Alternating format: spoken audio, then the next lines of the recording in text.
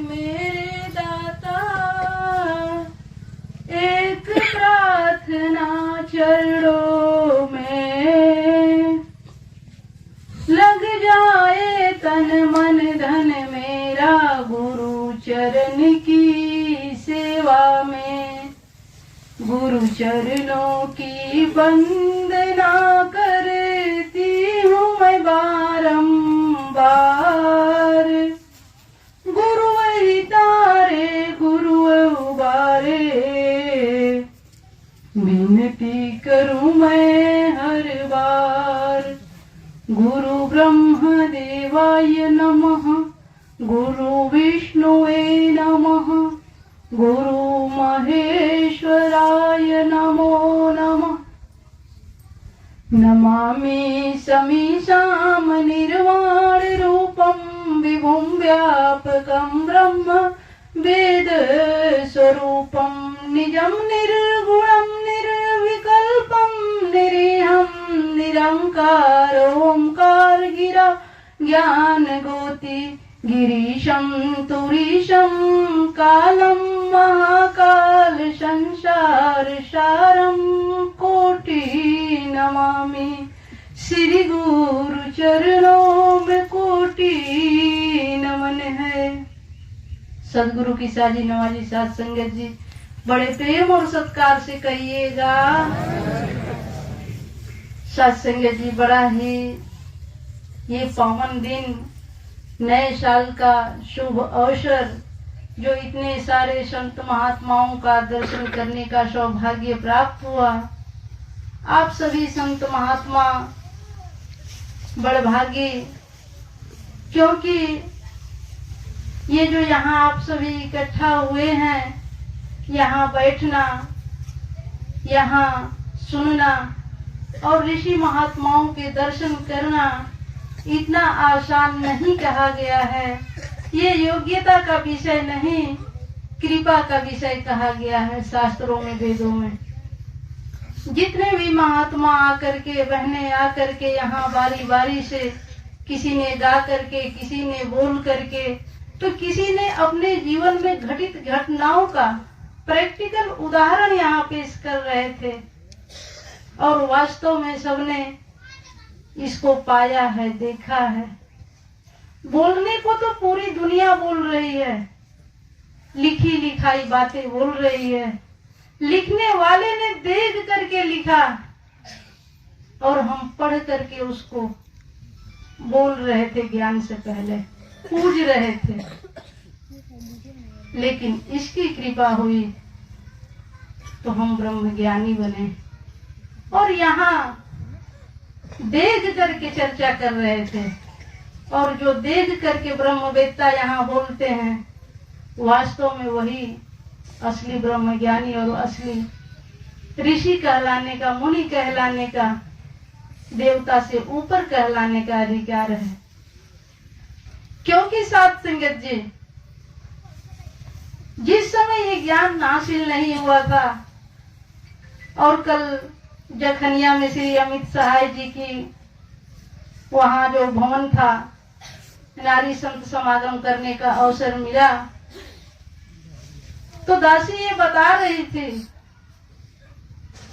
कि जो दादाजी थे काफी पुराणों से भरी बातें सुनाया करते थे, तो उनकी एक बात याद रखती थी। जब सुबह उठती थी तो जैसे ही धरती पे चरण रखने जाती थी तो यह कहा करती थी कि ओम विष्णु पत्नी नमस्तुभ्यं पादश क्षमस्वमेव, अर्थात हे भगवान विष्णु की पत्नी माँ धरती, आपका पहला स्पर्श, ये जो मेरे चरण हैं, इस धरती को पैरों से मैं छूने जा रही हूँ, उस पे पैर रख करके। और ये इतनी आसान चीज नहीं है, क्योंकि एक पिता पे टिप्पणी हो सकती है, पिता के लिए लेख बन सकता है, पिता के लिए आप जो भी विचार देंगे, जो भी बातें करेंगे, हर बात वो दायरे में होगी। लेकिन एक माँ है जिसके लिए कोई टिप्पणी नहीं, कोई व्याख्या नहीं, कोई लिखित उदाहरण नहीं, अनगिनत उसके लिए भंडार शास्त्रों में भरे पड़े हैं। और उसी का उदाहरण ये धरती माँ, जब सदगुरु के चरणों में बैठने का मौका मिला तो पता चला कि वास्तव में कण कण में परमात्मा। और बहनों को दासी बता रही थी कि नारी रूप में जो गुरु का आना हुआ, क्या आपने कभी सोचा कि क्यों अवतरित हुई? तो इसके लिए आप सभी जानते हैं, सभी देखे भी हुए हैं। जिस कार्य को पूरी सृष्टि की रचना करने वाले ने रचना की और खोजने वाले इसको खोजते रह गए हैं कि जो इतनी विशाल सृष्टि है, आखिर इसको कैसे रचा गया। जो सतोगुण, तमोगुण, रजोगुण इस प्रकृति को पैदा किया, सृष्टि की रचना की, वो इससे अलग है। खुद रचना करने वाले ने अपने आप को इससे अलग रखा और इतनी माया प्रकट कर दी और उसमें ब्रह्म ज्ञान को दिया कि ले तू इसको पाकर के मुक्त हो जाएगा। और सारी चीजें अपने भगत को इस कदर दी कि उसके भगत उसे ही खत्म करने चल दिए। जिस कार्य को भगवान शंकर अपने भगत को वरदान दिए और उन्हें जलाने के लिए वो चल दिया, तो भगवान विष्णु को मोहिनी रूप धारण करना पड़ा। तमाम ऐसे कार्यों का उदाहरण देकर के, चाहे अवतार वाणी, हरदेव वाणी, तो उसी कार्य को करा रही है सतगुरु माता सुदीक्षा जी महाराज। वो प्रेम का पिटारा खोली हुई है ज्ञान दे करके कि चाहे कुछ भी हो मुबारक। आज मनोज महात्मा जी जो इस नए साल पे आप सभी संत महात्माओं को इकट्ठा करके अपना जिक्र करा रही हैं, इस निराकार मालिक का दीदार करा रही हैं कि नहीं ये परमात्मा है, इसको जानिए, इसकी चर्चा करा रही हैं। क्योंकि साथ संगत जी, सतगुरु होता ही है दयालु। आप सभी जानते हैं आज के जमाने में एक वो जमाना था जब सबरी युवा अवस्था में अपने घर को छोड़ी थी। पूरा उसका विस्तार आप पढ़ते रहिएगा। और जैसे ही अपने गुरु के आश्रम में प्रवेश की तो उनके शिष्य लगे उनके ऊपर व्यंग कसने कि कैसे हमारे गुरु हैं जो एक नौजवान लड़की को ज्ञान दे करके अपने आश्रम में रखे हुए हैं। और आज के डेट में अपने घर में बच्चों से कहिए, बच्चियों से कहिए, कोई जाने के लिए तैयार नहीं है, कोई नहीं तैयार है। नहीं तो जो बाबा जी ने, माता जी ने जो कार्य किया इस समाज के लिए, अपने संतों के लिए, अगर बच्चे आ जाएं तो इतना तेज निरंकारी मिशन, चाहे गांव हो विदेश की तो बात ही छोड़ दीजिए, इतना तेज रफ्तार पकड़ता जिसकी कोई तुलना नहीं होती। हर घर हर गांव निरंकारी मिशन आधा होता साथ संगत जी। तो वो जब उनकी सेवा कर रही थी तो उन्होंने कहा कि सबरी मेरा अंतिम समय आ गया है। मतंगी ऋषि ने कहा कि मेरा अंतिम समय आ गया, तू कुटिया छोड़ करके न जाना। तो वो कहती है कि गुरुजी, मैं अपना घर छोड़ करके आई आपके सहारे और आप मुझे छोड़ करके जा रहे हैं। तो उन्होंने कहा कि घबराना नहीं, राम आएंगे। तो बोली कि कब आएंगे? तो उन्होंने कहा कि घबराने की जरूरत नहीं है सबरी, मैं क्या बताऊं, जो अज है, अज जिनके बेटे महाराजा दशरथ हैं, उस दशरथ का विवाह अभी कौशल्या जी से नहीं हुआ, अभी राम ही नहीं पैदा हुए, फिर उनकी शादी होगी, फिर पत्नी आएगी, राज्याभिषेक होगा, वो जंगल में जाएंगे, तब तुझसे मिलने के लिए आएंगे। आप सभी देखे होंगे कि कितनी बूढ़ी हो गई है, कम से कम 50-55 की अवस्था में उससे राम मिलने के लिए आए थे। वहां बहरियाबाद का भवन सन 75 का, तो दासी वहां सवाल कर रही थी कि कितने महापुरुष ऐसे हैं जो सबरी जैसे 50 वर्ष तक एक ही ज्ञान पे टिके रह गए, उनका मन डवाडोल नहीं हुआ। सात संगत जी अवतार हरदेव वाणी ये दर्शाती है, उनके गुरु ने ये साबित कर दिया कि गुरु 1, 2, 4 जन्म की नहीं, 1000 जन्म का ज्ञाता होता है, जानता है। हरदेव वाणी में आता है जिक्र साथ संगत जी कि गुरु के दर्शन जन्म जन्म के सोए भाग्य जगाते हैं। गुरु के दर्शन आत्मा को हरि के संग मिलाते हैं। गुरु के दर्शन जो करते हैं धन धन वो हो जाते हैं। गुरु के दर्शन से मिट जाते दुख पीड़ा संताप सभी। भाग्यहीन है जो बंदा वह निकल बगल से जाएगा। कहे हरदेव गुरु का दर्शन किस्मत वाला पाएगा। तो ऐसा बनना है आपको सबको, दासी को भी साथ संगत जी। एक ज्ञान पे अमल हो जाइए, बाकी उसका विस्तृत जानकारी न लीजिए। केवल जो मूल बातें हैं उसे पकड़िए कि किसने गुरु के पीछे कितना चला। इतना ही नहीं साथ संगत जी, चाहे आप दुख में हैं चाहे सुख में हैं, हर हाल में इसका शुक्र मनाइए, हर हाल में इसका गुणगान करिए। अभी महात्मा यहाँ बता भी रहे थे कि चाहे कुछ भी हो तू ही निरंकार हो, सुमिरन हो। और जब इस तरीके से अपने जीवन को चलाने लगेंगे, बिताने लगेंगे इसके सहारे, तो चाहे कितना हो आपका परिवार खराब हो, कितना हो बिगड़ा आपका बच्चा हो, बच्ची हो, पति हो, हर व्यक्ति रास्ते पर आ जाएगा। क्योंकि जब निरंतर आप इसका सहारा लेना शुरू कर देंगे तो ये आपका पक्ष लेना शुरू कर देता है। इसका इतिहास गवाह है। जो पूरी दुनिया का मालिक है वो अर्जुन का रथ हाँक रहा था, धर्म अधर्म के साथ लड़ रहा था साथ संगत जी। जरासंध चिता जला करके कि नहीं मैं आज अर्जुन का अंतिम दिन देखूंगा, वही ये पक्ष के लिए खड़ा हो जाता है। आता है अवतार वाणी में जिक्र, जिसका पक्ष करे तू स्वामी उसको पूजे कुल संसार। जिसका पक्ष करे तू स्वामी वह ना जाने कभी भी हार। जिसका पक्ष करे तू स्वामी उसकी होती जय जयकार। जिसका पक्ष करे तू स्वामी उसकी नैया होती पार। सारी दुनिया बस में तेरे, तू भक्तों के बस में राम। कहे अवतार की तेरा किया तू ही जाने अपना काम। ऐसे पूर्ण सतगुरु के शरण में आप बैठे हुए हैं। धर्म क्यों धर्म करता जो सदा धर्म परायण एको ततभ्य धर्म एको गुरु उच्यते।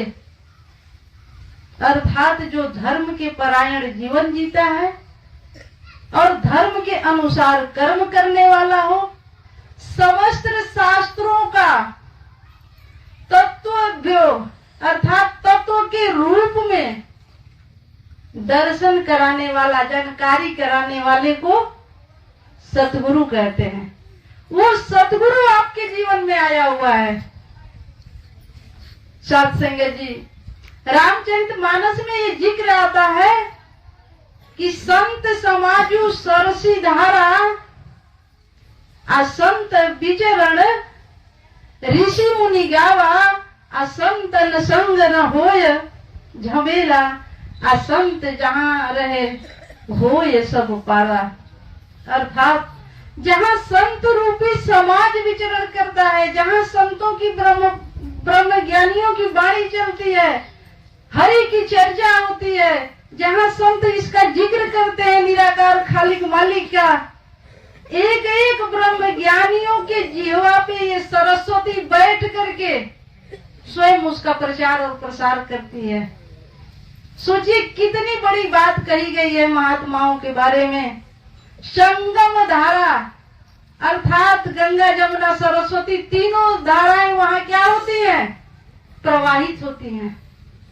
इससे बड़ा सदगुरु, इससे बड़ा ब्रह्म ज्ञान से बड़ा कोई दुनिया में ताकत ही नहीं, शक्ति ही नहीं है साथ संगत जी। और जिसने इस पूर्ण को पा लिया, जिसने ऐसे ब्रह्म ज्ञान को हासिल कर लिया, उसके जीवन में फिर कुछ पाने के लिए बाकी कुछ भी बाकी नहीं है साथ संगत जी। अवतार वाणी में जिक्र आता है, पूर्ण गुरु नहीं बतलाता गंगा जमुना के स्नान। पूर्ण गुरु नहीं बतलाता केवल पूजा पाठ व्रत और ध्यान। पूर्ण गुरु नहीं बतलाता जंगल जा तू कर समाधि साथ संगत जी नहीं।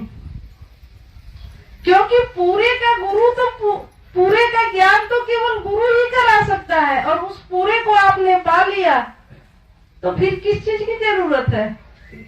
महात्मा भी यहाँ खड़े होकर के बता भी रहे थे, जिक्र कर रहे थे कि मन नहीं मान रहा था, चैन नहीं मिलती थी आत्मा को। उनका 75वां जो टॉपिक था रूहानियत और इंसानियत, ये जो रूह बैठ करके, ये जो आत्मा, ये जो निरंकार बैठ करके इसमें बोल रहा है, किस तरीके से आप पहचान करेंगे कि नहीं मेरी रूह बीमार है? क्योंकि साथ संगत जी ज्ञान तो ले लिया, संगत को पकड़ा नहीं, संतों को पहचाना नहीं, इसका सुमिरन घर में नहीं किया, तो केवल ज्ञान मात्र से आप मुक्त नहीं हो सकते हैं। इसके लिए निरंतर आपको इसको पकड़ना होगा। कैसे पता करेंगे? महात्मा कहते हैं कि जब संत को नहीं पहचानेंगे तो समझिए कि रूह बीमार है। घर में रिश्तेदारों का आना बुरा लगे तो समझिए कि रूह बीमार है। पड़ोसियों पर झूठा मुकदमा अच्छा लगे तो समझिए कि रूह बीमार है। अर्थात जितनी गलत बातें आपको अच्छी लगे तो समझ लीजिए क्या हो गया, आपकी ये आत्मा बीमार है। लेकिन जिस दिन निरंतर आप संतों का संग और सत्य का आचरण, गुरु के वचनों पर चलना शुरू कर देंगे, क्योंकि रूह और रूहानियत का वो टॉपिक था, तो रूहानियत का कोई दायरा नहीं है। समस्त रूहानियत ही रूहानियत है। चाहे वो दुनिया के किसी भी कोने में बैठा है, आपको देख रहा है कि नहीं मेरे भगत को ये दिक्कत हो रही है, वो तो मेरी बातों का पालन करता है। आता है या देववाणी में जिक्र, सतगुरु का वह प्यारा सेवक 5 करोड़ों का पहरा दे। सतगुरु का वह प्यारा सेवक जो संगत से करता प्यार। सतगुरु का वह प्यारा सेवक जो संतों का दे सत्कार। कहे अवतार गुरु अंतर्यामी, ऐसे शिष्य पर हर्ष आए। उनका दूसरा टॉपिक था सुकून। 76वां था साथ संगत जी। सुकून कैसे आएगा? सुकून का दूसरा नाम है आनंद। सुकून के लिए साथ संगत जी आप ये चाहते हैं कि नहीं मुझे पूरे रूप से सुकून आ जाए, घर में आनंद रहे, तो सुकून के लिए अगर आप चाहते हैं कि नहीं मैं मीठा खा लूं, तो मीठी वस्तु का सेवन करना होगा। अगर खट्टे का स्वाद लेना है तो खट्टी वस्तु का सेवन करना होगा। गर्मी में जाना चाहते हैं तो गर्म चीजों को आपको पहनना पड़ेगा, कनेक्ट करना पड़ेगा। उसी तरीके से अगर ठंड का आनंद लेना चाहते हैं तो आप सभी देख रहे हैं, लेकिन सुकून के मालिक से मिले बिना सुकून आ जाए ये हो नहीं सकता। सुकून एक व्याख्या हो सकती है, शब्द जाल हो सकता है, एक ब्रह्म जाल भी ऋषियों ने कहा है, लेकिन सुकून के मालिक से मिले बिना आप चाहिए कि सुकून आ जाए तो कभी नहीं आएगा। तो आप उस सुकून के मालिक से मिल करके यहाँ आनंद ले रहे हैं। सिर्फ अपने मन को टिका लीजिए, क्योंकि दासी ऐसी ऐसी जगहों पे घूमी है इस गुरु की कृपा से कि जहाँ गंगा जी के किनारे महात्मा रहते हैं और बाढ़ आती है और उसकी झोपड़ी को बहा ले जाती है। मिलने पे साहब बड़ी कृपा है, बहन जी बड़ी कृपा सदगुरु का, बड़ी आनंद बा। उन लोगों से भी मिली है जिनके दरवाजे पे 4-4 गाड़ियां खड़ी हैं, पूछने पे क्या हाल है, बहुत बेचैन है, रात को नींद नहीं आती, अच्छा नहीं लगता, क्योंकि वो इससे जुड़े नहीं है।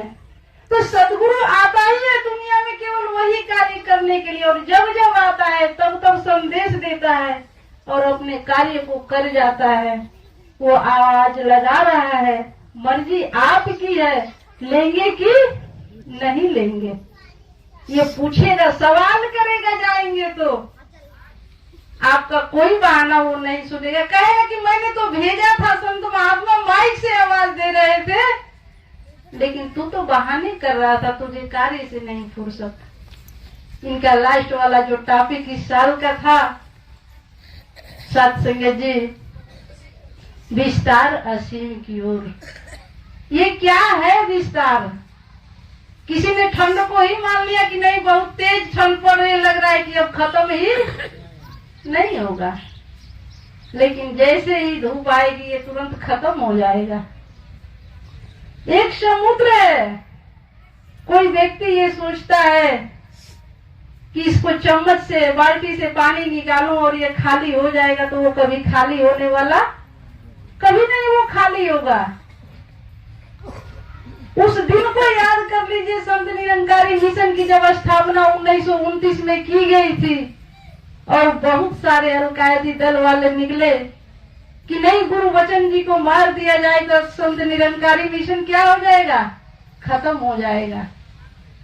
लेकिन जैसे ही गुरु वचन जी में हम लीन हुए, आज संत निरंकारी मिशन का प्रचार प्रसार देश क्या विदेशों में इतनी आसानी से इतना तेज परचम लहरा रहा है कि सतगुरु माता जी दिन रात एक करके उनकी यात्राएं चल रही हैं, निरंतर चल रही हैं साथ संगत जी। कहीं किसी प्रकार की कोई मेरा भगत न छूट जाए, एक एक भगत पे ध्यान, एक एक कार्य पे ध्यान, ये मेरा भगत कहाँ किस प्रकार से फंसा हुआ है, तुरंत वहाँ उस रूप में प्रकट होती हैं और उसकी रक्षा करती हैं। क्योंकि साथ संगत जी इनका जन्म ही उसी लिए होता है। और जब जब वो इस दुनिया में प्रेम की धाराएं, धर्म का कार्य संचालित करती हैं, तो उसका श्रेय सिर्फ और सिर्फ सदगुरु को जाता है।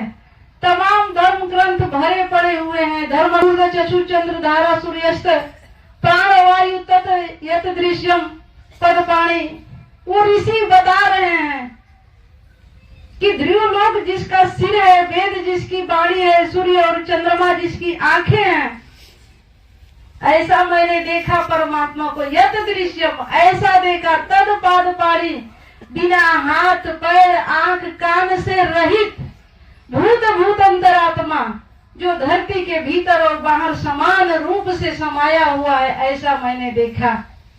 लेकिन यहाँ सतगुरु ने बिल्कुल सरल शब्द में आपको समझा दिया कि ले देखिए मैं हूं।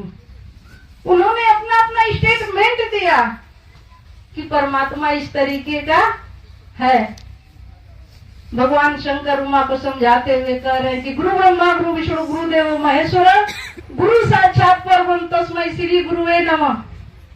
अखंड मंडलाकारं व्याप्त येन चराचरं तद्दर्शितम् तस्मै श्री गुरुवे नमः। किस किस मंत्र की बात की जाए, किस किस वेद पुराण की बात की जाए, किसका किसका उदाहरण समझाया जाए साथ संगत जी, क्योंकि समय ही आधे घंटे का मिलता है। दूसरी चीज, जिस प्रकार से ये हरि अनंत है साथ संगत, इसकी कथाएं भी अनंत हैं।